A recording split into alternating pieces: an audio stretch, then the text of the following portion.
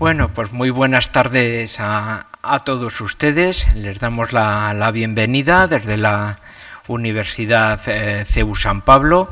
Es una vez más una conferencia organizada por la Fundación Cultural Ángel Herrera y la Universidad CEU San Pablo. Hoy no puede el director de la Fundación Cultural Ángel Herrera estar con nosotros, Fernando Lostau, por un asunto familiar, pero bueno, ya la subdirectora Isabel Muñoz pues está aquí de jefa coordinando perfectamente un poco toda la situación. Yo soy José Luis Orella, que soy profesor de Historia Contemporánea aquí y además amigo del profesor Marcelo Gullo. Y por tanto, bueno, pues es desde luego, bueno, que les voy a decir a ustedes que la mayoría pues ya lo conocen por intervenciones desde luego directas a través de YouTube, de todo en los últimos años, ¿no? No obstante, especialmente pues, por los que también nos van a oír de manera online, porque se está grabando esta conferencia y se pondrá luego, bueno, pues en el YouTube de la Fundación Cultural Ángel Herrera, pues bueno, vamos a dar unos perfiles un poco biográficos, bueno, pues del gran profesor que tenemos con nosotros, ¿no? Marcelo Gullo es doctor en Ciencia Política por la Universidad del Salvador de Buenos Aires, es magíster en Relaciones Internacionales por el Institut Université de Hautes Études de Ginebra, es graduado en Estudios Internacionales por nuestra Escuela Diplomática de Madrid y luego pues también ha ejercido, bueno, su labor docente pues en la Escuela Superior de Guerra, la Universidad Nacional de Lanús, es investigador del Instituto de Estudios Estratégicos de la Universidad Federal Fluminense y desde luego, bueno, aparte un poco de esa trayectoria, bueno, pues larga académica en diferentes universidades como profesor visitante, pues es autor de diversos libros. Algunos para nosotros los españoles más desconocidos, pues Argentina-Brasil, la gran oportunidad, la insubordinación fundante, breve historia de la construcción del poder de las naciones, insubordinación y desarrollo, las claves del éxito y el fracaso de las naciones, la historia oculta, la lucha del pueblo argentino por su independencia del imperio inglés, Aya de la Torre, la lucha por la patria grande y relaciones internacionales, etcétera, ¿no? Y desde luego con numerosas conferencias, no solo en España, sino en Argentina, en Bolivia, en Perú, en Uruguay, en Brasil, en Venezuela, en Italia, incluso en Rusia, ¿no? Aquí, sobre todo, pues le tenemos conocido pues, por sus dos obras más importantes, ¿no? Madre Patria, ¿no? Podemos decir que la tienen ahí afuera, que salió en Espasa en el 2021, y la más reciente, que está fresca y que tienen más ejemplares y que me figuro que la mayoría no tendrán, que es Nada por lo que pedir perdón, también en Espasa, ¿no? Que ya, bueno, pues ya solo su título dice mucho, ¿no? Quizá, bueno, pues es uno de los temas, el de la leyenda negra, bueno, pues uno de los temas más importantes para nosotros. Hay muchos países que tienen leyenda negra, quizá pues el éxito de Elvira Roca con su libro, ¿no?, de la hispanofobia, bueno, pues puso desde luego uno de los temas tabúes que nadie se atrevía mucho a tratar. También una gran amiga de Marcelo y quizás su introductoria ahí en España en ese aspecto, y ayudó a presentarla y a tomar contacto, bueno, pues también con una generación de profesores.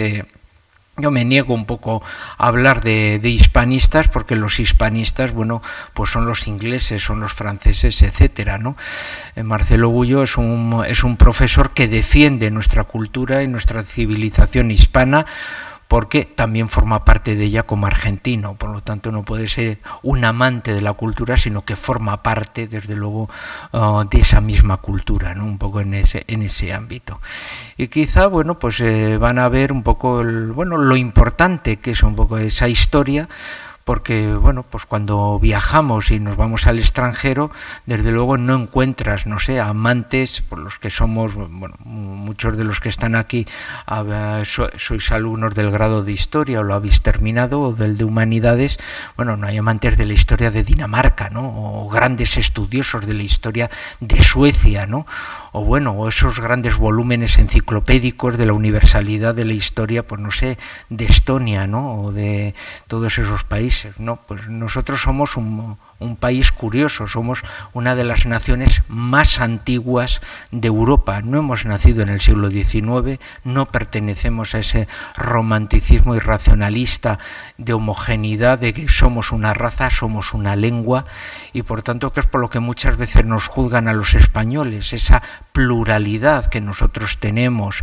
de nuestra larga historia, y que incluso una de nuestras riquezas culturales es que tenemos una diversidad de lenguas regionales y luego una lengua verdaderamente de carácter imperial, pues resulta que no lo pueden entender por ese carácter un poco que tienen ellos surgido en el XIX, ¿no? Y que les hace ver, bueno, pues si tienen esa pluralidad, será que España es un conjunto de naciones, cuando no lo es, cuando es una comunidad histórica nacional, pero con unas características verdaderamente muy distintas a las de todos esos países, ¿no?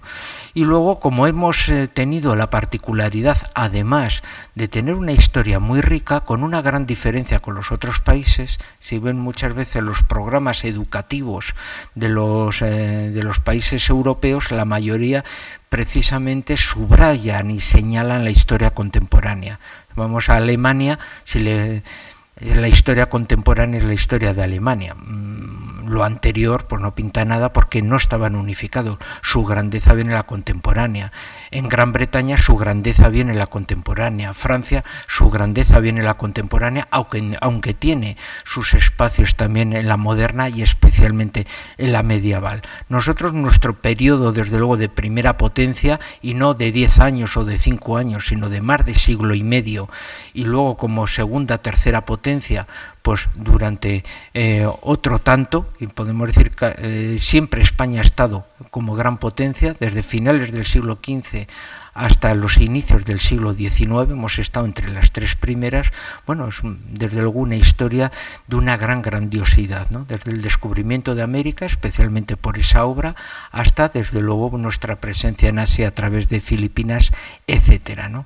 Así que por tanto, bueno, esa profusión, ese hilazón, que no lo voy a descubrir porque se lo voy a dejar al profesor Guyot precisamente que explique esas circunstancias, van a provocar muchísimas envidias, van a provocar muchas rivalidades, y desde luego ese nacimiento de esa propaganda negra contra nosotros, de esa leyenda que por desgracia una de sus consecuencias va a ser que muchas veces la intelectualidad propia de nuestro propio país se la crea y sea la principal herida de nuestra debilidad, ¿no? Que destruya muchas veces, y lo hemos visto, ¿no? Incluso en periodos electorales, la vergüenza de ver cómo algunos políticos incluso actuaban y hablaban casi en contra de nuestra propia identidad, de nuestra propia historia, un poco en ese aspecto, ¿no? Ayudando a divulgar y a dar y a hacer, podemos decir falsamente reales, pues verdaderas mentiras que surgieron en momentos de conflicto, pues hace muchos siglos, ¿no?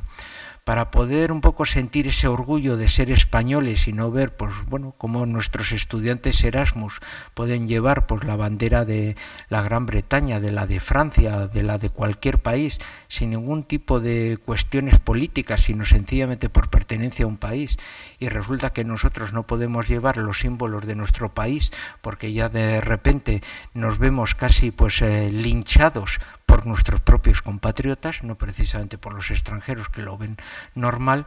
Bueno, pues yo creo que es muy interesante que, bueno, pues un hermano nuestro, porque me niego desde luego a llamar a los hispanoamericanos y a los filipinos como extranjeros, pues otro español continental, bueno, pues está aquí precisamente para ayudarnos a los peninsulares e isleños, que somos los españoles, porque los continentales son los de Ceuta y Melilla, bueno, pues también a tener ese sentimiento de orgullo, de pertenencia a una de las naciones más antiguas de España, y que desde luego tenemos una de nuestras historias más brillantes, ¿no? Así que, como vemos y como hemos visto en esos breves retazos un poco biográficos del profesor Guyot, bueno, tenemos a un hombre de peso, un hombre desde luego de gran defensor, y desde luego que no ha sido condecorado por esa defensa de la hispanidad, sino más bien bien lo contrario, ¿no? Ha sido amenazado, ha tenido muchos problemas en su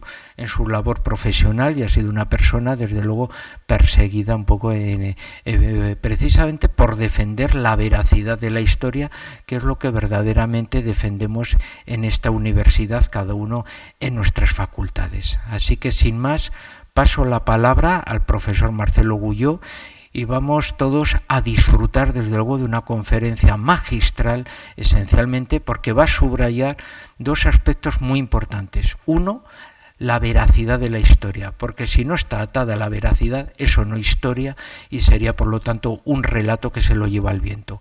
Y segundo, el sentimiento de orgullo que tenemos que tener todos por ser españoles, haber nacido españoles, y la oportunidad que tenemos en el presente de, como españoles, volver otra vez a mejorar el mundo a nuestra manera. Muchas gracias.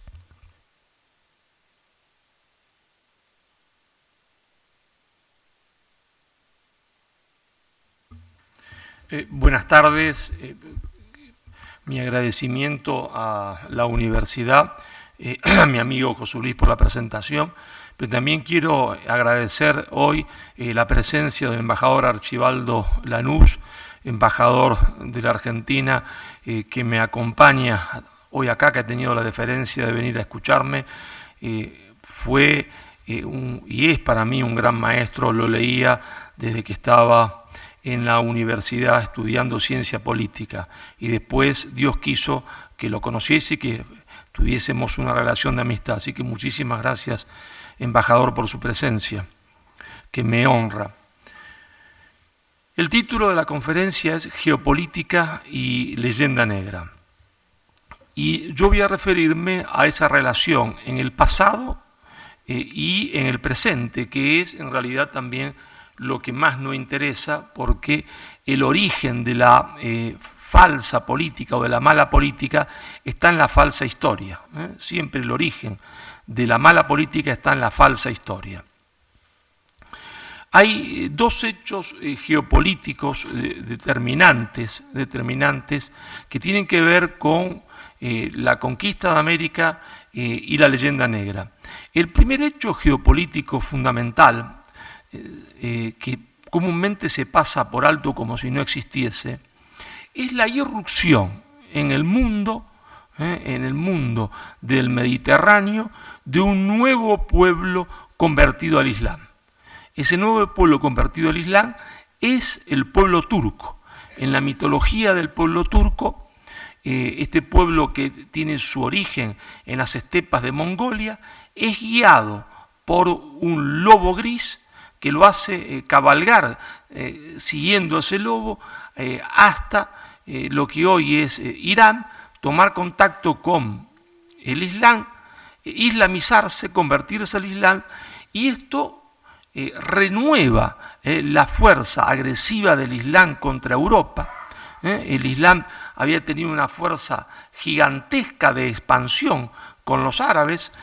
No hace falta recordar que España luchó 800 años por su reconquista y que estuvieron a las puertas de Francia y son detenidos en Poitiers, pero esa fuerza de expansión del Islam a través de los árabes se va apagando, pero resurge con el mundo nuevo que crean los turcos, y el hecho esencial para poder entender de lo que estamos hablando es la caída de Constantinopla. La caída de Constantinopla es fundamental, va a abrir las puertas del Islam, las puertas de la Europa central al Islam, y causa una conmoción política en todos los pequeños reinos europeos. Pero fundamentalmente, ¿dónde? Fundamentalmente en España, en lo que después ya va a formarse definitivamente como España. Y ahí hay que entender a Isabel la Católica. Los turcos sueñan con la conquista de Europa, han tomado Constantinopla, sueñan con la conquista de Roma y de toda Europa, y sobre todo sueñan con la reconquista de Al-Ándalus, es decir, la parte que han perdido los musulmanes en España. ¿Qué queda en España del poder musulmán? Queda el reino de Granada. queda el Reino de Granada, firmemente asentado.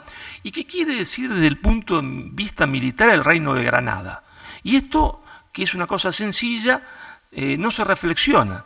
Quiere decir la existencia del Reino de Granada, es decir, de las costas granadinas, Málaga, lo que es Almuñécar, quiere decir la posibilidad de un fácil desembarco del nuevo poder islámico en la península ibérica. Lo más difícil en arte militar, desde esos tiempos hasta Normandía, ¿qué es? Es justamente formar una cabecera de playa. La operación más difícil para los Estados Unidos, ¿cuál fue en la Segunda Guerra Mundial? Normandía. Una vez que se hacen fuerte en la playa y logran avanzar, la cosa ya estaba hecha. El desembarco es lo más difícil, si es que el enemigo de uno posee la costa. Ahora, si es uno mismo el que posee la costa, el desembarco está hecho. ¿No? Es decir, ya está. Es decir, hay una cabecera de playa donde desembarcar. De ahí que hay una obsesión permanente de la mujer más maravillosa de la historia de España, que es Isabel la Católica, desde el punto de vista, digo, político, como estadista. ¿Cuál es la diferencia entre un estadista y un político común? Hasta el día de hoy, que el político común ve el día a día, y el estadista piensa en el largo plazo.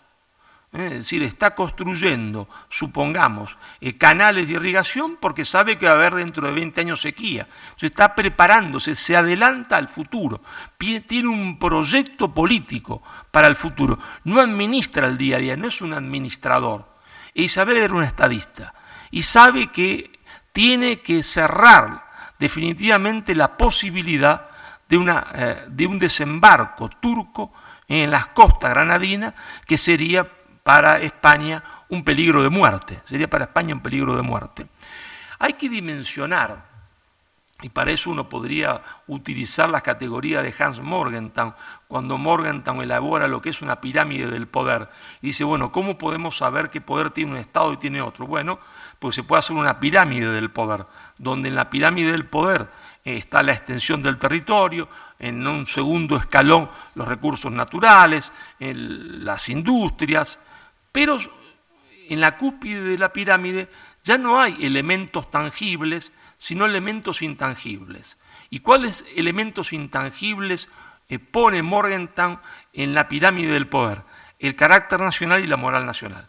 Y si la pirámide no está trunca, dice él, la diplomacia, es decir, la conducción del Estado, en términos modernos diríamos, es decir, una élite de conducción,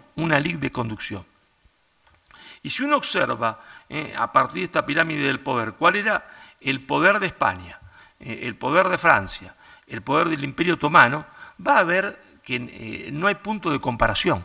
El poder del Imperio Otomano es inconmensurable, tiene muchísimos más habitantes, lo que quiere decir muchísimos más soldados, tiene una extensión gigantesca, tiene una agricultura gigantesca. Y uno dice, ¿y entonces dónde estaba la fortaleza de lo que va a ser España, que se va a realizar con el casamiento y de Fernando? En dos hechos, en la moral nacional y el carácter nacional. Todo el mundo sabe, cuando va a enfrentar una guerra, un ejército, que los ejércitos no solo ganan por la cantidad y calidad de armas que tienen, sino por la moral de combate. Y la moral de combate del pueblo español estaba formada por 700 años de guerra contra el Islam.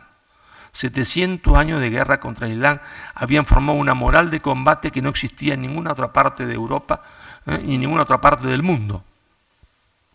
Entonces, cuando Isabel, que es coetánea a la caída de Constantinopla, entiende que hay que cerrarle paso definitivamente al Islam para una reconquista del territorio español, entonces concentra toda su energía política en la reunificación y en la reconquista definitiva de Granada.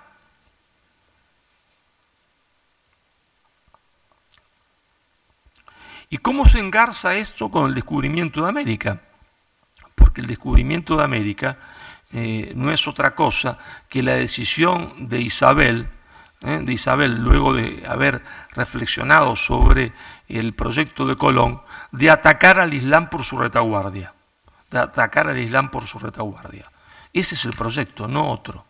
Es atacar al Islam por su retaguardia. Por eso no atacarlo por el camino que se había tratado siempre yendo para Jerusalén, yendo para el este, sino hacia el oeste, atacar al Islam por su retaguardia.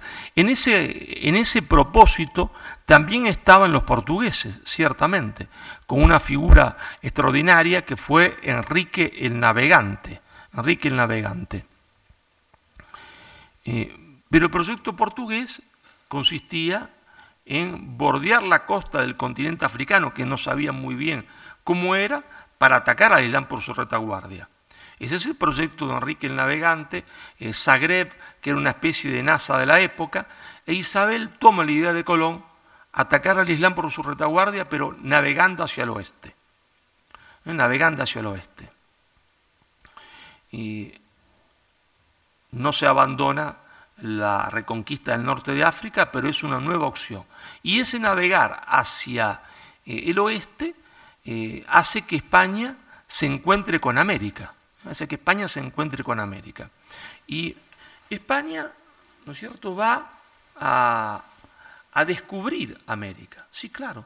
Hoy, desde el pensamiento negro legendario, ¿no es cierto?, ya desde los preparativos del quinto centenario, se niega que España descubriese América. Bueno, porque la gente ha perdido hasta el uso de las palabras, ¿no? Entonces no saben qué quieren decir descubrir. Eso se lo voy a demostrar, como hago en clase, con los alumnos de una forma muy sencilla.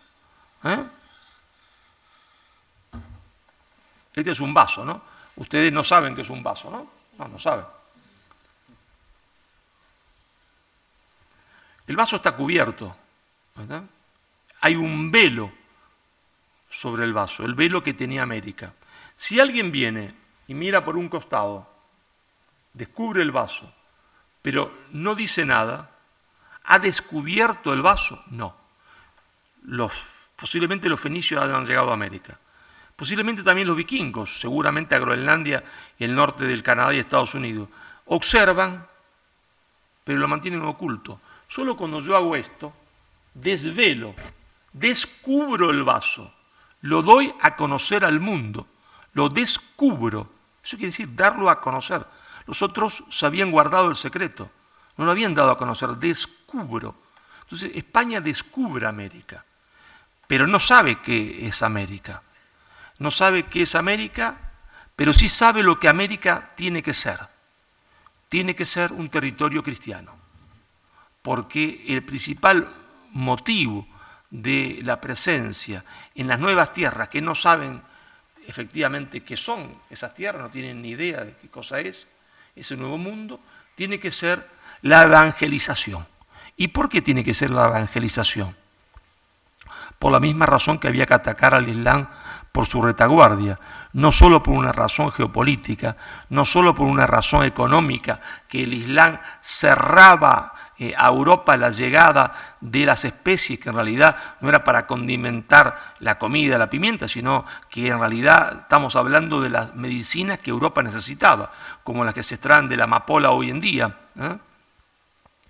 que servían como anestesia, por ejemplo, sino porque España tiene una particularidad en la historia de los pueblos europeos. Tiene 700 años de guerra contra el Islam. Y entonces esos 700 años de guerra contra el Islam han formado su carácter nacional. Y España está convencida, los españoles están convencidos de que deben expandir el cristianismo, que tienen la obligación de llevar el cristianismo hasta los últimos rincones de la tierra. Claro que los hombres son hombres y que en cada hombre se mezclan las ambiciones particulares de gloria y riqueza, por supuesto, ¿no? Pero hay un sentido de la historia. Y ese sentido de la historia es el que va a marcar, ¿no es cierto?, Isabel, cuando, no sabiendo qué es América, dice, esos pueblos no podrán ser esclavizados, esos pueblos serán súbditos de Castilla. No habrá colonias, quiere decir, sino que habrá otras Españas, serán súbditos de Castilla. Por eso se va a crear Nueva España, lo que después va a ser México. Muchos no saben que a la Argentina, lo que va a ser el Virreinato del Río de la Plata, le habían puesto el nombre de Nueva Andalucía, a Chile Nueva Extremadura, Nueva Castilla para el Perú, es decir, otras Españas. Se tiene que ir a evangelizar, Pero claro, España se topa, ¿no es cierto?, con con América, es un imprevisto, la misión evangelizadora. ¿Y con qué se encuentra? La verdad es que no se encuentra con un paraíso terrenal, no, es una mitología absoluta. Con lo que se va a encontrar es con un infierno, con un infierno. ¿Por qué? Porque en todo el territorio americano, y esto es comprobable científicamente una y mil veces, lo que reina es la antropofagia, el canibalismo, la guerra permanente, y el 80% de la población explotada, sometida a las crueldades más grandes que se pueden imaginar por aquellos núcleos que habían tomado el poder. Yo siempre lo ejemplifico en el caso de México porque es el de más rápida explicación. Cuando Cortés llegó a Mesoamérica, porque México no existía, ¿con qué se encuentra? Se encuentra con que una nación, en términos romanos, si ustedes quieren pueblo, en términos modernos, ha dominado a otra decena de naciones, como los tlaxcaltecas, pero que no les pide, como dirían los marxistas, plusvalía, no les saca materias primas, lo que les saca son seres humanos. Son seres humanos los que van a llevar al altar de Tenochtitlán, pero no para sacrificarlos como un acto religioso, no.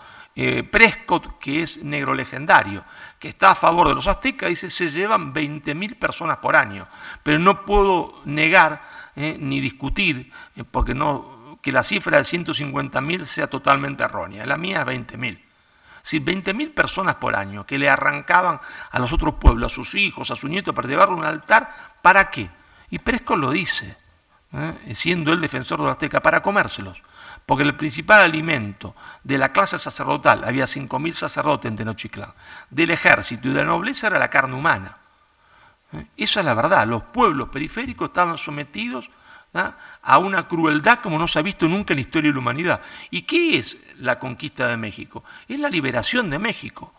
Es decir, pero no hecha por Cortés, porque sería imposible pensar que un pequeño grupo de hombres, de apenas 700 hombres, con 4 arcabuces viejos, que tardan un montón en encargarse uno y otro, y 4 caballos, que los indios abrieron el primero y dijeron, esto no es ningún animal sagrado, ya lo abrimos, se muere como cualquier animal, y estos españoles sangran como cualquier hombre. Es imposible pensar que se rindieron porque pensaban que eran dioses o que tenían caballos o arcabuces. Es una cosa muy sencilla de explicar. Un ejército es vencido por otro cuando el otro ejército es superior en número o tiene mayor moral de combate. Y resulta que Cortés lo que hace es juntar a los pueblos de la periferia con la idea de derrotar al imperialismo antropófago. Cortés no era ningún santo, ni le promete, se entiende, el paraíso en la tierra, no. Cortés lo único que les dice, miren señores, si ustedes marchan conmigo, lo que se va a terminar acá es el imperialismo antropófago.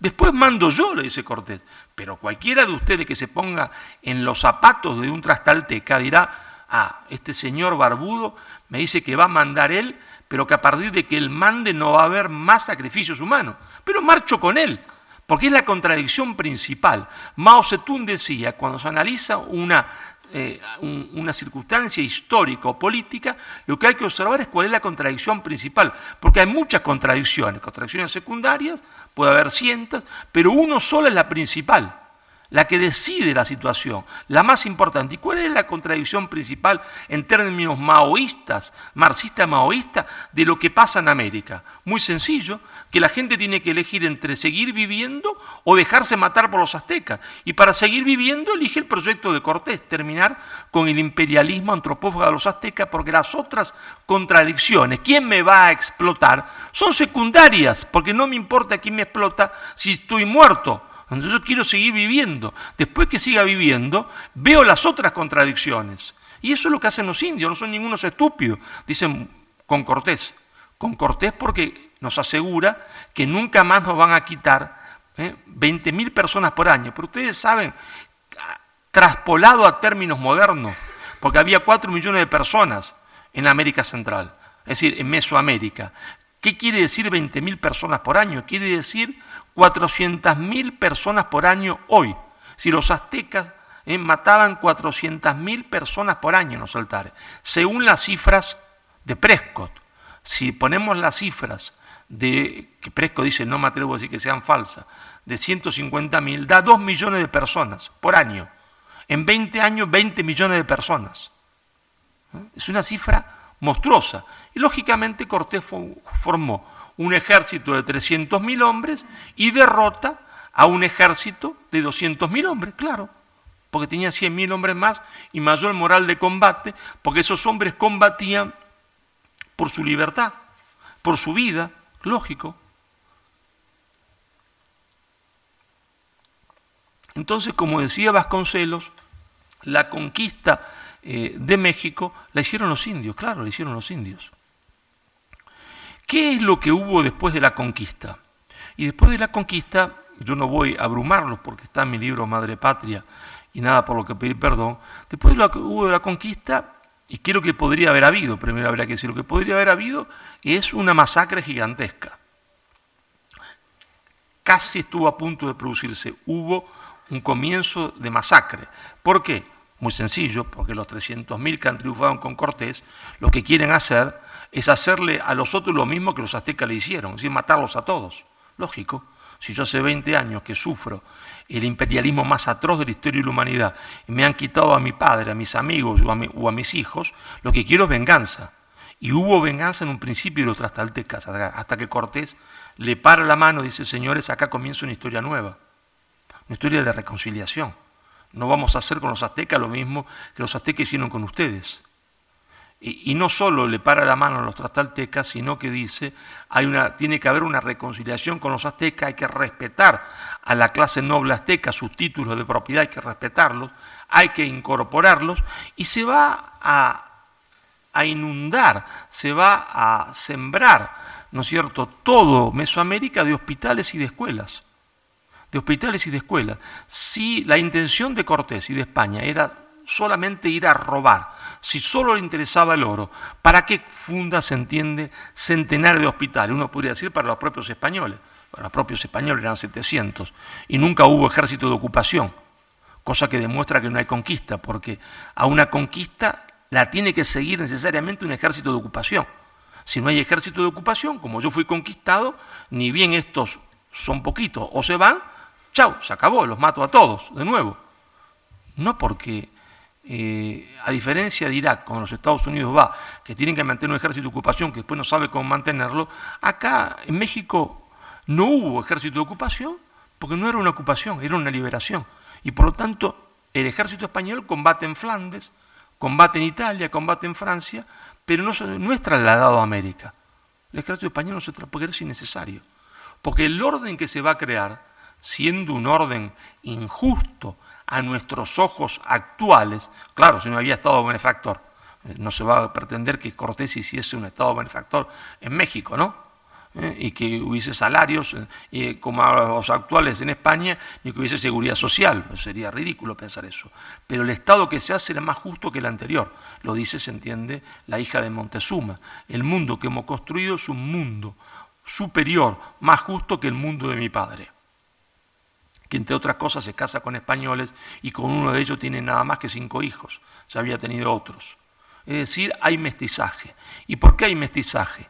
Porque España está marcada por la idea de Isabel, que ha dicho, cásense indios con españolas y españolas con indios. Porque Isabel entiende que si eso se produce, no hay relación metrópoli-colonia. Entonces, hospitales, mestizaje, creación de colegios. ¿Colegios para quién? Para los indios, que eran trilingües. Donde se hablaba nahual, donde se hablaba español, se hablaba y se escribía. Pero ¿cómo se escribía en nahual si los aztecas no sabían escribir? Los aztecas no tenían gramática, no tenían ni idea de la escritura.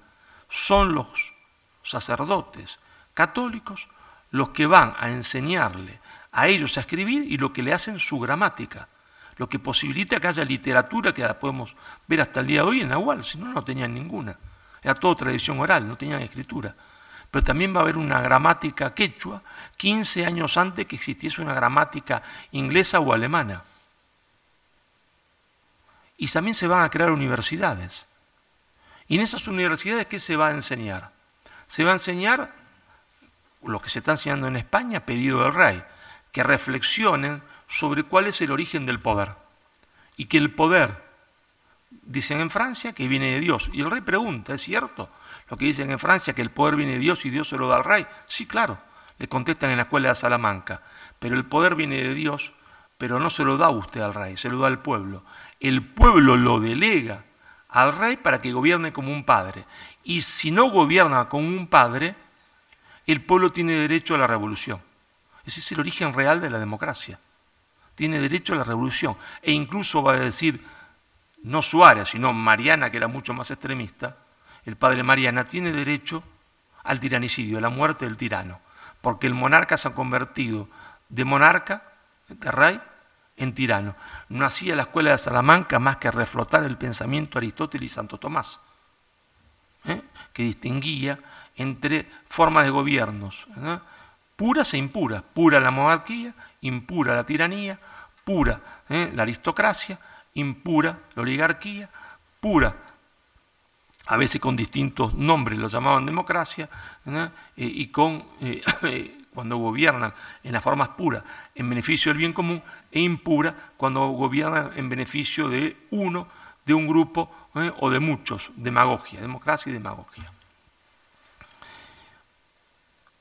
Pero si la América española, España tenía intención de que fuese una colonia, ¿por qué le enseña eso a los colonos?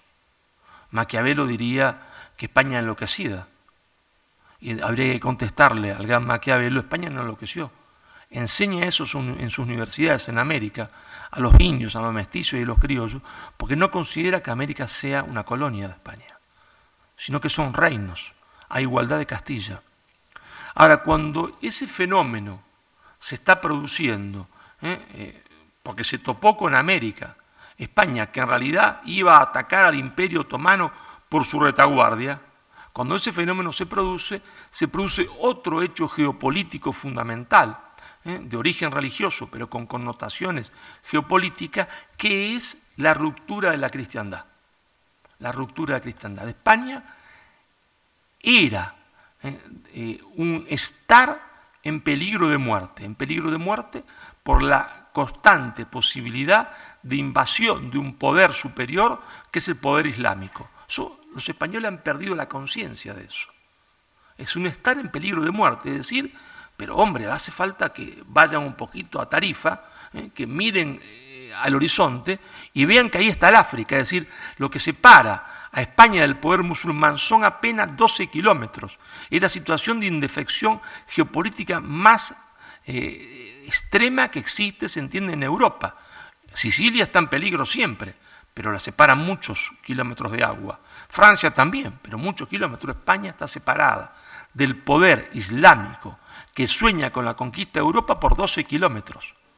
Nada, insignificante separación, fácil de atravesar en cualquier momento. Es un estar en peligro de muerte.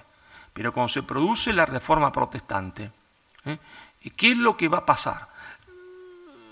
Malgrado que las personas tuviesen la mejor de las intenciones, no estamos juzgando sus intenciones, no estamos juzgando su alma, eso lo juzga Dios. No me meto en ese tipo de cosas. Pero lo que se va a producir es que se rompe la cristiandad occidental. Cristiandad occidental. Cristiandad es sustantivo. Occidental es adjetivo. Claro, pues también hay una cristiandad oriental. La cristiandad que se produce por la cristianización de los pueblos eslavos a partir de Constantinopla, a partir del mundo de Bizancio, a partir del mundo ortodoxo. Eso va a crear la cristiandad oriental. La cristiandad occidental es el producto, luego de la cristianización del Imperio Romano, de la cristianización de los pueblos germanos. Entonces, la cristianización de los pueblos germanos con Carlomagno da la cristiandad occidental. Pero occidental es el adjetivo, cristiandad es el sustantivo. Cuando se produce la Reforma Protestante, hasta ese momento, el ideal de ese mundo, aunque no se lograse, y eso no tiene ninguna importancia desde el punto de vista sociológico y político, ¿cuál es? Es la búsqueda del bien, la verdad y la belleza, es decir, la búsqueda del bien común. Y en ese sentido, el pensamiento de Santo Tomás y de la Escuela Teológica Española, que no solo reflexionan sobre el poder, sino sobre la propiedad. ¿Cómo tiene que ser la propiedad? La propiedad tiene que ser una propiedad absoluta. No, dice Santo Tomás, y después la Escuela Teológica Española lo va a retomar, no puede ser absoluta, porque Dios ha dado los bienes para todos los hombres del mundo, y por lo tanto, ante los ojos de Dios, yo soy administrador de los bienes. Y por lo tanto no puedo tener lo que los romanos decían que uno tenía, que era el derecho de autodestrucción del bien. Tiene que haber en mí la intención de que ese bien, aparte de servirme a mí, le sirva a la comunidad, al bien común. Así, propiedad, después va a decir la Iglesia, muchos siglos después, está en función social. Pero eso ya está escrito en la Escuela Teológica Española. Cuando se pone rerum novarum, eso ya es viejo en la Escuela Teológica Española. Es decir, una concepción donde la economía está al servicio del hombre. Cuando se separa el mundo protestante, se va perdiendo el sustantivo y se queda con el adjetivo, porque ya no es la búsqueda del bien, la verdad y la belleza. Es bueno lo que es útil. ¿Y qué es útil? Lo que me hace ganar dinero. ¿Por qué? Porque el hombre se salva por la fe, dice Lutero, no importa las obras, y porque Calvino va a lanzar el grito enriqueceos, porque la riqueza es un signo de predestinación individual, pero también de la predestinación de las naciones, que es lo que va a tomar Inglaterra cuando es la única provincia romana que se pasa de bando. Es decir, Inglaterra, que era provincia romana, no se mantiene fiel a la catolicidad, que si uno ve el mapa de Europa, todo aquello que era romano y adyacente al mundo romano, fronterizo, la parte alemana, que se mantiene católica, y la parte fronteriza con Roma. Inglaterra es el único caso, la única provincia que se pasa de bando. Toma el pensamiento calvinista, pero le da una vuelta. No solo la riqueza es un signo de predestinación individual, sino colectiva. E Inglaterra es el nuevo pueblo elegido por Dios. Es decir, se vuelve, como habían hecho los protestantes, al Antiguo Testamento. E Inglaterra es una nación elegida por Dios. Y no importa lo que hagamos para ser ricos, no importa nada, porque la riqueza es un signo de predestinación. Y va a instaurar Inglaterra la idea del utilitarismo, la idea de que el egoísmo puede engendrar en economía un bien, cuando filosóficamente es imposible que un conjunto de males engendre un bien, con más de males no puede dar nunca un bien, pero Inglaterra ha elegido otro modelo económico, otro modelo político, y el modelo político cristiano, que después va a ser solo católico, de la cristiandad occidental, ¿dónde queda? Solo en España. Queda reducida España. ¿Y por qué queda reducida España? Preguntarán ustedes, ¿qué pasa con Francia? ¿Y qué pasa con Italia? Bueno, Italia no existe, está políticamente desunida y no tiene ningún peso político. Hay pensadores, pero poderes minúsculos con otros que serán rápidamente después el campo de disputa entre Francia y España. ¿Y qué pasa con Francia? Francia lo que pasa es que el rey es un rey protestante que se hace católico, porque París bien vale una misa. Ya no va la fe a guiar el poder, sino que la fe va a estar al servicio del poder. Y España representa en términos sociológicos y en términos políticos la posibilidad de una globalización distinta de la globalización que proponen los ingleses. Si el mundo marcha hacia la globalización, claro, el comienzo de la globalización es el descubrimiento de América y después el descubrimiento del resto del mundo. Pero había dos posibilidades de globalización. Una globalización a partir de la vieja idea de la cristiandad occidental, que después será el catolicismo, y una globalización a partir del pensamiento protestante calvinista que va a ejemplificar Inglaterra. Y entonces, si España era un peligro de muerte, está en peligro de muerte porque tiene que enfrentar al Islam, ahora va a tener que enfrentar a otro poder. ¿Cuál es ese otro poder que va a tener que enfrentar? El poder británico, el poder inglés. Y va a estar también en peligro de muerte contra ese poder. Ese poder no solo va a envisionar América, sino que va a tener un modelo de cómo debe construirse la sociedad y cuál debe ser la relación entre los hombres en esa sociedad, antagónico al modelo español, completamente antagónico.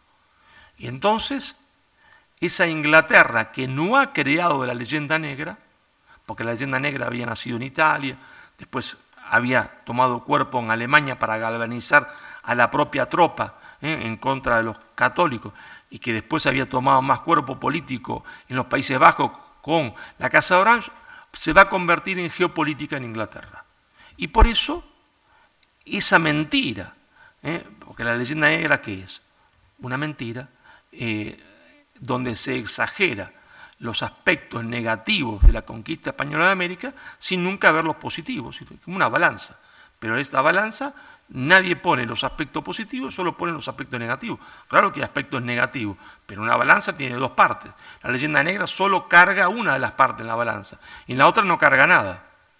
Entonces, Inglaterra va a fomentar la leyenda negra, ¿y con quién la va a fomentar? No, la va a fomentar con aquellos que ellos tienen contactos en el mundo hispánico, que son los contrabandistas, ¿no?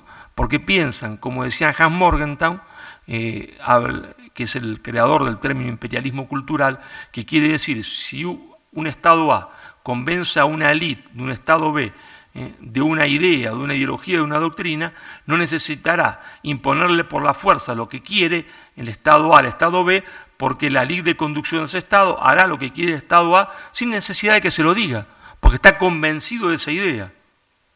Y no se olviden ustedes que es Inglaterra quien va a protagonizar a través de los organismos secretos que Inglaterra ha creado, la prédica de la leyenda negra a toda la aristocracia, fundamentalmente de los puertos como Guayaquil, Buenos Aires o Caracas. Para que una mentira persista en la historia, hace falta que cumpla una función geopolítica, si no la mentira se desvanece. Si cumple una función, esa mentira después se desvanece porque ya no cumple ninguna función. A nadie le interesa, entonces va perdiendo peso. Inglaterra la sostiene a través de la historia, pero cuando se cumple su objetivo, que es que las repúblicas hispánicas se incorporen al mercado mundial que Inglaterra conduce, uno podría pensar, la leyenda negra tiene que disminuir, bueno, y desaparecer. No desaparece porque aparece el poder norteamericano, y el poder norteamericano tiene que tomar la leyenda negra. ¿Por qué? Porque ellos son una pequeña franja entre el Atlántico y los Apalaches, pero el sueño y el proyecto político de una élite de conducción extraordinaria, que son los padres fundadores, Washington, Jefferson, pasando primero por Benjamin Franklin, Hamilton, ¿cuál es? La creación de un Estado-continente, del Atlántico al Pacífico, pero en medio del territorio español, el 60% territorio español. Entonces hay que demonizar a España. ¿Por qué hay que demonizar a España? Muy sencillo, porque el pueblo norteamericano no es un pueblo imperialista, de ninguna manera. No es un pueblo en sí mismo per se expansionista, no. Solo está dispuesto a combatir si si considera al otro el demonio, si no, no. Y si considera que lo han agredido, y si no, no. O sea, había que demonizar a España para que ese pueblo se pudiese lanzar a la conquista de un territorio que era un territorio español y que después va a ser mexicano, claro, ¿no? Pero cuando le roban a México su territorio, Tratado de Guadalupe Hidalgo, 1848, 60% del territorio, uno podría pensar la leyenda negra tiene que disminuir. No, para desgracia de España estaba Cuba. Y entonces ellos piensan en construir, a semejanza de los romanos, el Mare Nostrum, es decir, el dominio sobre el mar del Caribe, las Antillas, y por lo tanto hay que seguir con la prédica de la leyenda negra. Bueno, uno podría pensar, está bien, cuando Estados Unidos logra su objetivo, se queda con Cuba, no la incorpora, pero pone en la enmienda Platt, que le hace una semicolonia a Estados Unidos, se queda con Filipinas, entonces la leyenda negra tiene que disminuir, porque ya no sirve a ningún poder político. Bueno, para desgracia de España se produce, ¿no es cierto?, la revolución bolchevique, que no tiene ni idea de España, ni qué es España, ni qué es América, pero en 1930, cuando los partidos comunistas se reúnen en Buenos Aires, los partidos comunistas de la América del Sur, dicen, ¿qué hacemos acá? Y la orden del comité, ¿cuál es? Reflotar la leyenda negra. ¿Por qué? Si reflotamos la leyenda negra, reflotamos el indigenismo. Si reflotamos el indigenismo, porque entonces había un paraíso terrenal, España lo interrumpe, hay que echar todo lo que vino con España, religión, valores, y volver a repúblicas indígenas, y en ese congreso se establece que hay 1.700 naciones indígenas que tienen derechos a autonomía, a constituirse como estados, a partir los estados ya partidos, Bolivia en 18, Perú en 4, ellos ¿qué piensan? De esta forma desestabilizamos el patio trasero de Estados Unidos. Y si podemos, en Río Revuelto, ganancia de pescadores, una de las repúblicas no las quedamos nosotros. Congreso de 1930. Yo en el libro no voy a aburrirlos, pongo todos los datos, cómo se reúnen, cuáles son los objetivos, todo. Bueno, no tienen mucho éxito porque irrumpe en la historia argentina el fenómeno del peronismo y entonces el Partido Comunista defiende a los trabajadores, pero no tiene trabajadores.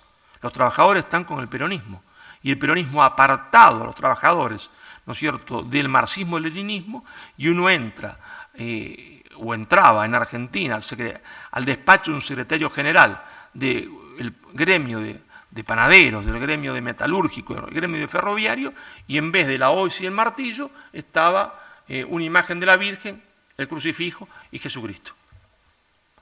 Pero el peronismo también ha hecho a la masa trabajadora profundamente hispanista. Y entonces, eso que quieren hacer en el Congreso de Partido Comunista 1930 permanece latente en los sectores universitarios, pero no tiene caladura popular, no encarna en el pueblo, porque el pueblo trabajador está con el peronismo, que es profundamente hispanista. Entonces no avanza.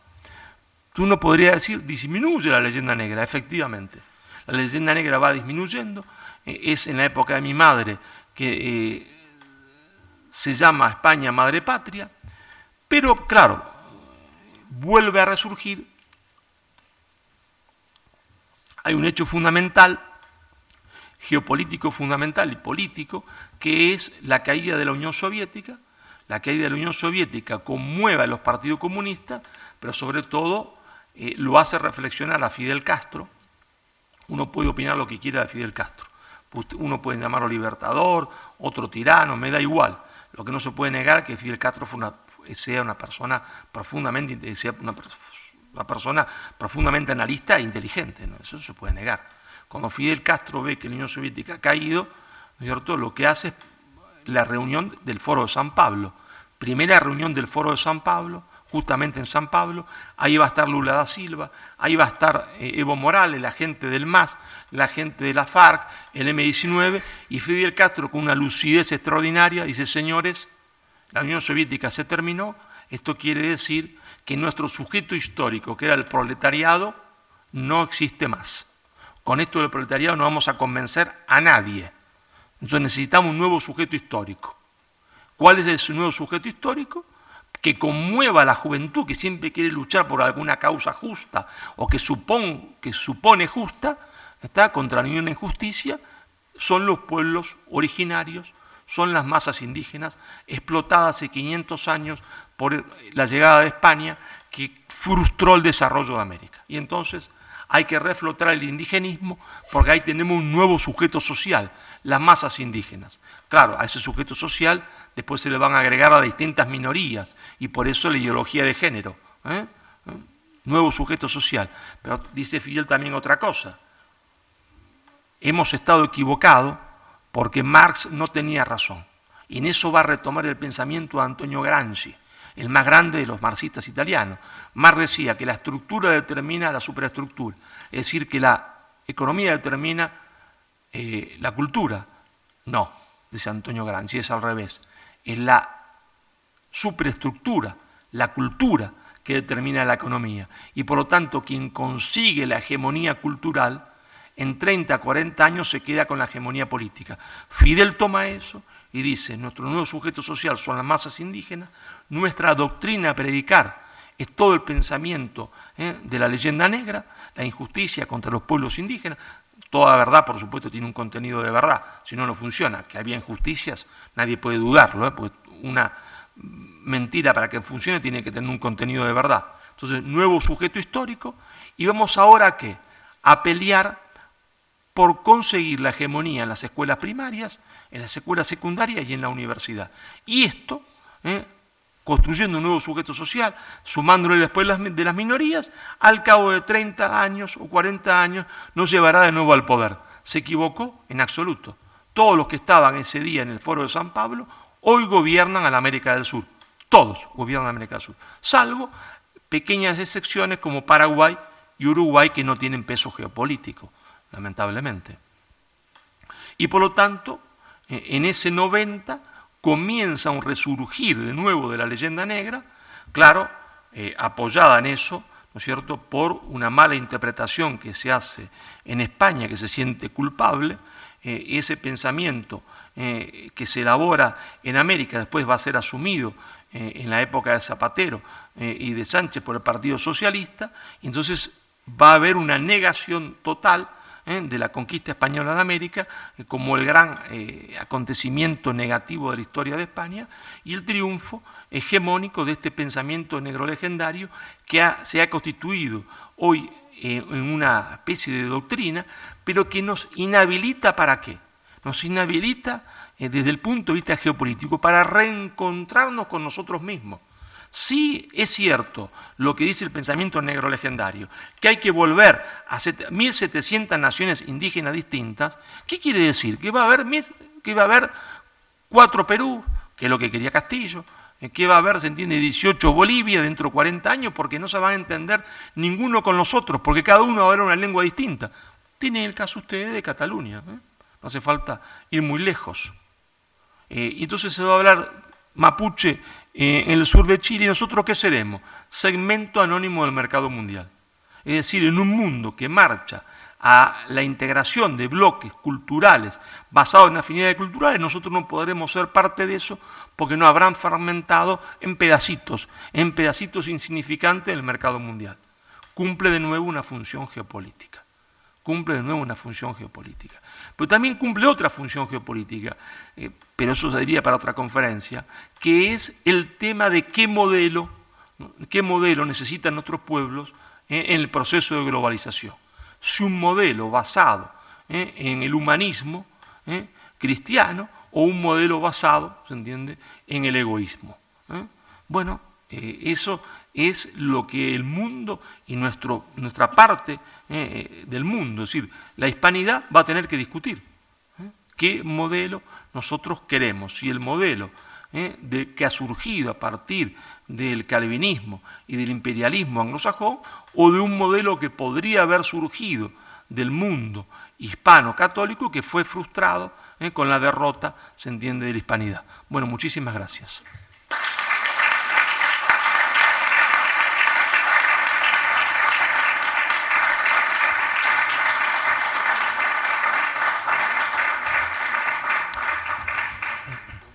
Bueno, disponemos de minutos para los que esta magistral ponencia del profesor Guyot pues les haya alentado una serie de preguntas, ¿no?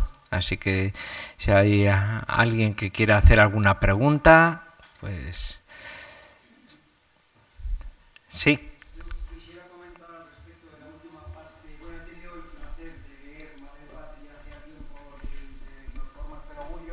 Me pareció un libro apasionante, especialmente...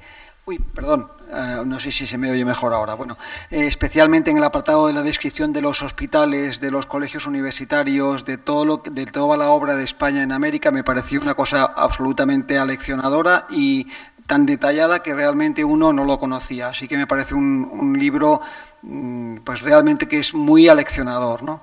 Bueno, lo que quería preguntarles es que, hablando de la globalización, claro está, tiene que ser en inglés. O sea, la globalización que todo el mundo nos impone no puede ser en español, por supuesto, no puede ser ni siquiera en francés o en alemán.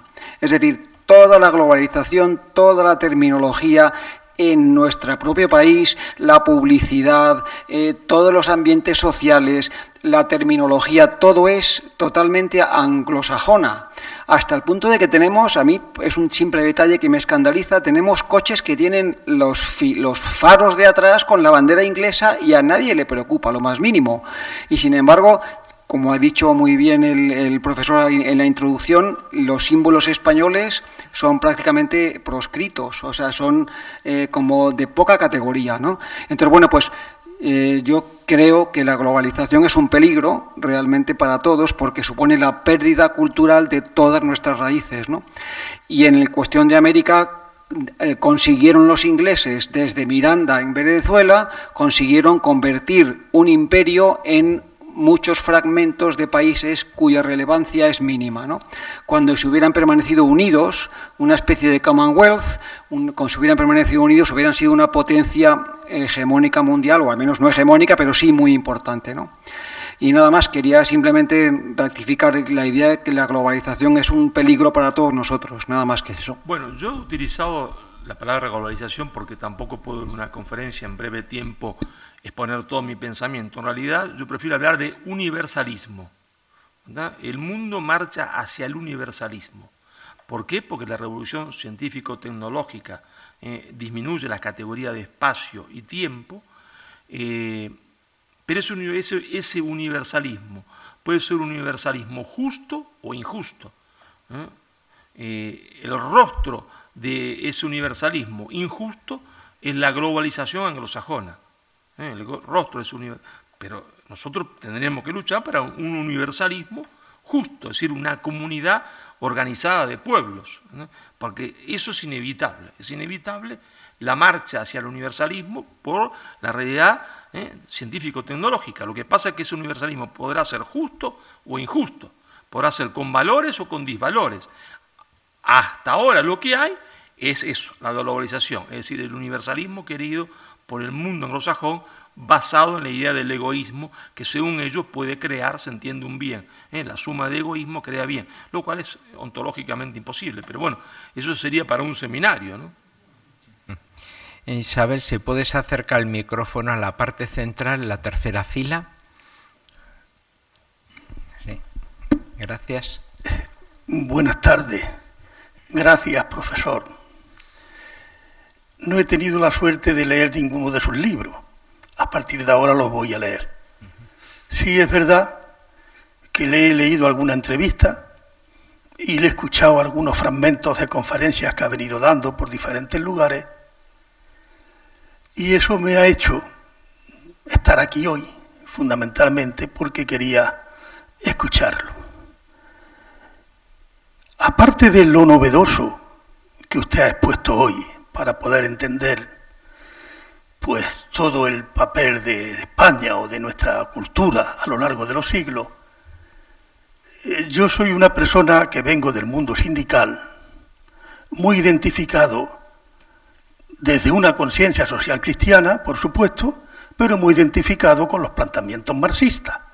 He sido una persona que ha defendido mucho a Fidel Castro, he seguido a Gramsci en una época determinada y he estado de alguna manera participando en el Foro de San Pablo, en el Foro de Davos, no a niveles altos, sino como representante del Movimiento Mundial de Trabajadores Cristianos unas veces, y después de la cooperación al desarrollo de una federación de asociaciones como Manos Unidas que existen a nivel europeo y alguna también en Norteamérica y en Canadá. Y yo no he podido descubrir las claves que usted ha aportado aquí hoy. Sin embargo, a mí aquellas cosas me han ido oliendo mal. O sea, yo no me he sentido realmente, he salido de allí, de esos encuentros, de esas reuniones, con malestar, con algo que no... Pero tampoco sabía, porque empezando por el de Lula, pues Lula venía también de la Acción Católica, yo he tenido relaciones no con él, sino con el movimiento de lo que sería la Juventud Estudiante Católica que él procedía, con otros movimientos apostólicos obreros. Y bueno, en mi corazón, en mi conciencia, se ha venido rompiendo a lo largo de estos años, pues esa beatería que yo he tenido con todo eso, pero que no terminaba de cuadrar por mi sensibilidad quizás cristiana, porque después he ido descubriendo algo de la Escuela de Salamanca y otra serie. Y entonces, pues claro, me resulta muy novedoso, aunque ya algunas cosas las había visto, ver toda esta historia desde la perspectiva que usted la expone, que nos hace mucha falta. Lo que siento de verdad es que en muchos ámbitos social cristianos o de izquierda más o menos, pues todo esto es rechazado. Y luego he tenido alguna experiencia en Ecuador, en Salvador, incluso en Argentina. De llegar allí y ver todo el discurso indigenista que allí me he encontrado, con grupos, con personas que le hemos estado ayudando económicamente desde España. Lo primero ha sido muerte y muerte y muerte a los genocidas españoles y verdaderamente qué triste él. Y aquí vendría mi pregunta, porque si no podría dar otra conferencia, perdón. Usted, con la perspectiva que tiene, con los conocimientos que tiene de todo este mundo, hacia dónde va, alguna luz, alguna esperanza de que vaya desapareciendo esa leyenda negra que tanto daño nos hace a tocar en nuestra cultura, porque tal como aparecen las cosas, dice uno, pues nos queda seguir sufriendo. En fin, solamente era eso.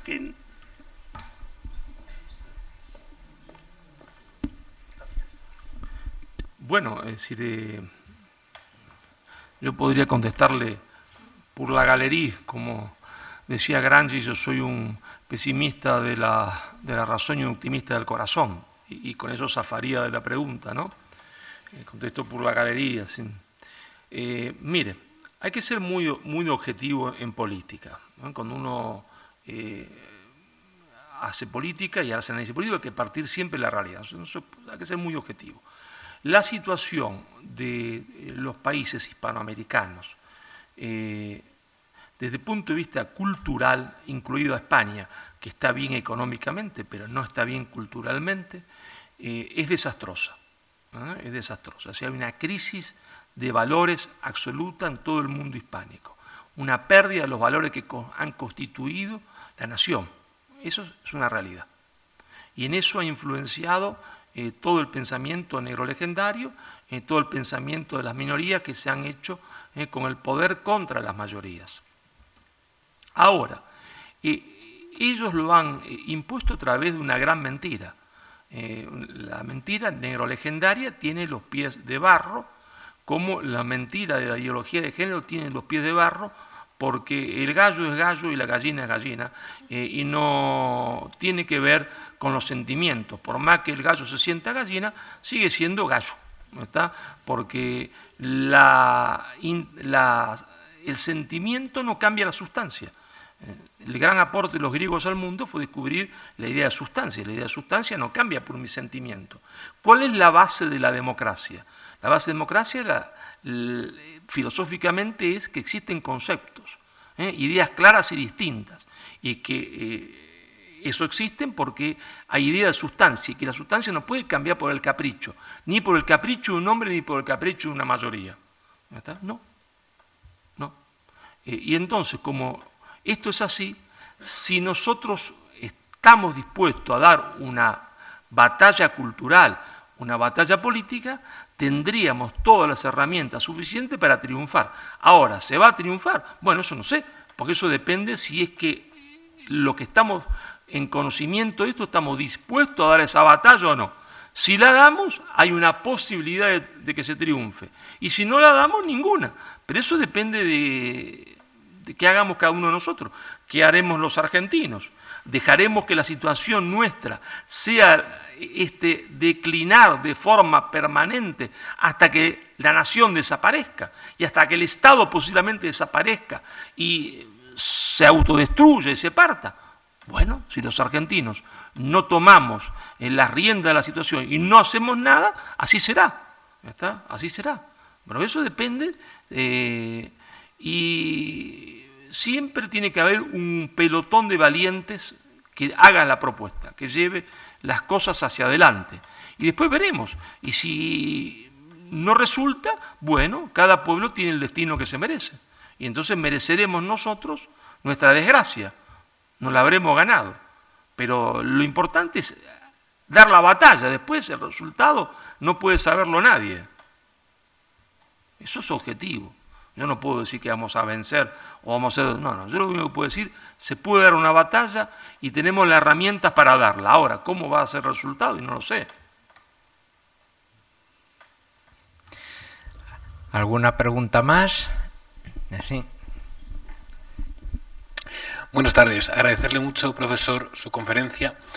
Creo que el gran acierto de su obra y en general de su prédica es que sitúa, y tal como nos ha descrito en este relato, la clave en la cuestión religiosa.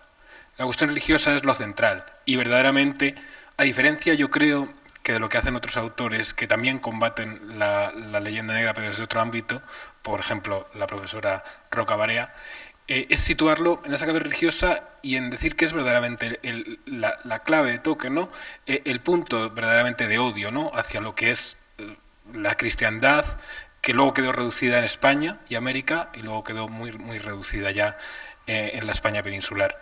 Entonces, claro, la fe cristiana es una fe jerárquica, institucionalizada, apostólica, y mi pregunta es esa, ¿cuál es la labor, el papel de la Iglesia? ¿Cuál ha sido en las últimas décadas especialmente? ¿Y cuál puede ser ahora? ¿Y qué pueden hacer si no unos soldados y sus generales, en cierta manera, abdican de esa defensa de una fe que es en el fondo, más allá, como usted bien ha dicho, de lenguas distintas, de etnias y razas distintas, de continentes distintos, cuando es verdaderamente lo que nos da esa unidad? ¿Cuál es el papel de la Iglesia o como católicos qué debemos hacer o qué debemos pedir de nuestras jerarquías a este respecto? Muchas gracias. Bueno, usted me hace una pregunta para un seminario, ¿no? Pero bueno, no es que no quiera responderle, ¿no? Pero, primer punto, que me interesaría aclarar. Yo soy un hombre de fe, pero cuando yo hablo del catolicismo y el cristianismo, lo hablo con respecto a los valores, porque la fe es individual. Yo puedo tenerla, él puede no tenerla, pero un filósofo como fue Gustavo Bueno, español, o como Elio Jaguaribe en el Brasil, decía: yo soy un ateo católico. Elio Jaguaribe fue mi maestro, él no creía, no tenía fe. Y yo no le voy a obligar a que tenga fe, porque la fe es un acto individual.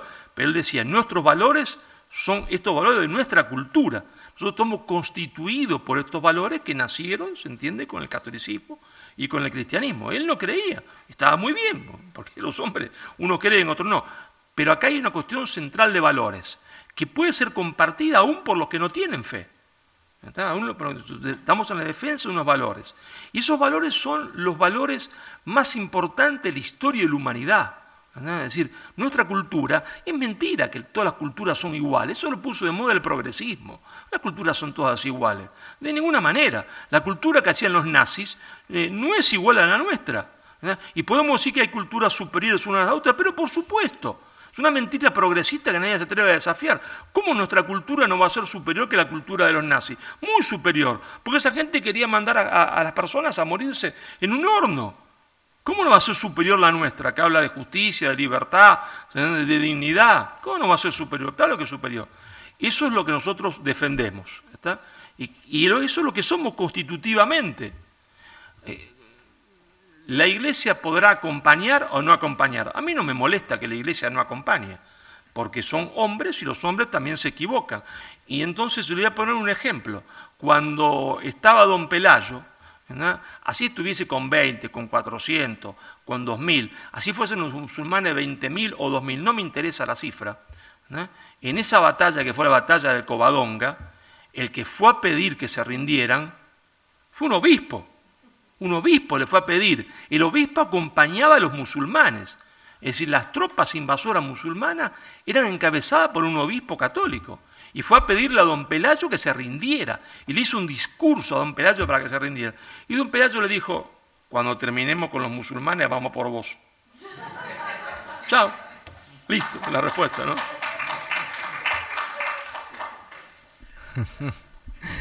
¿Alguna pregunta más? Esta vez me ha alegrado de ser el moderador y no el ponente. A ver, Álvaro, por favor. Mi pregunta está relacionada más o menos con la que hizo el señor hace un rato.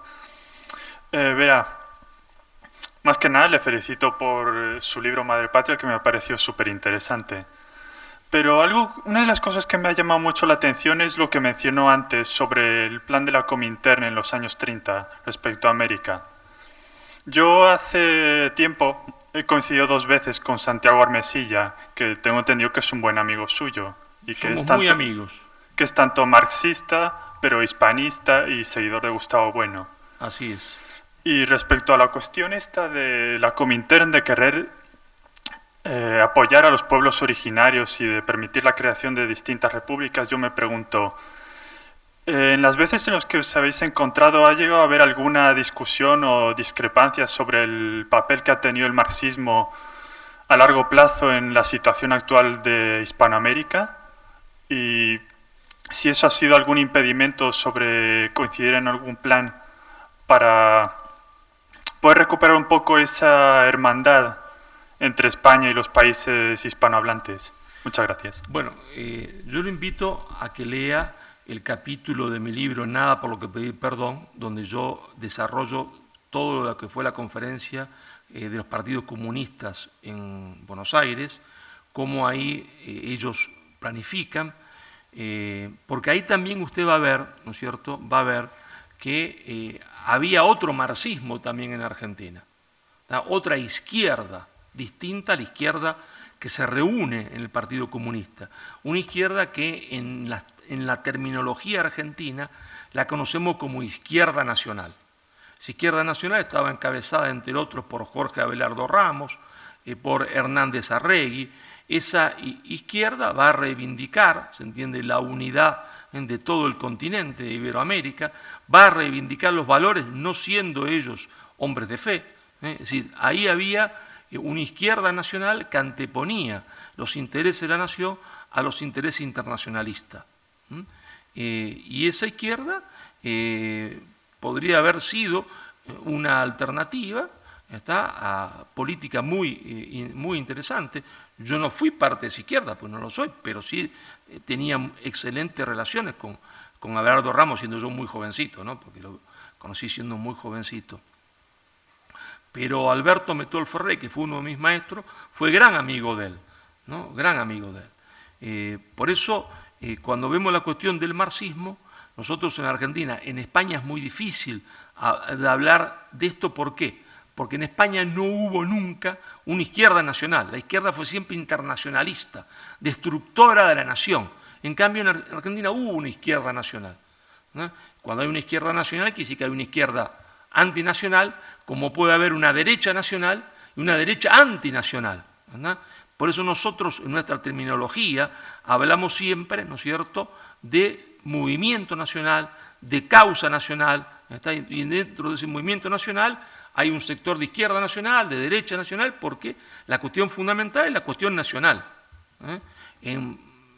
En España es difícil porque la izquierda, hasta la llegada de Gustavo Bueno, hoy de Armesilla y de otros, ¿no es cierto?, no había una izquierda nacional, y entonces la izquierda, siempre siendo internacionalista, estaba del lado, se entiende, de enemiga de la nación. Pero en Argentina sí, por eso se puede rescatar, es posible ser rescatado un pensamiento de izquierda nacional que contribuya muchísimo a lo que estamos hablando. ¿Alguna pregunta más? Porque hay que tener en cuenta que antes de terminar el profesor Guyot pues firmará los libros de los que hayan comprado. Entonces, pues bueno, necesitamos también ese tiempo para ello. Y que compren los libros, ¿no? Bueno, por supuesto, pero no creo que vayan a ser de donación, ¿no? Y así en este caso. ¿Alguna pregunta más? Bueno, pues si no hay ninguna pregunta, pues bueno, les invito a ustedes a comprar los libros que tienen allí en la entrada, y el profesor Guyot bueno, les dedicará los libros gustosamente. Y muchísimas gracias a todos ustedes por habernos visitado y haber estado aquí.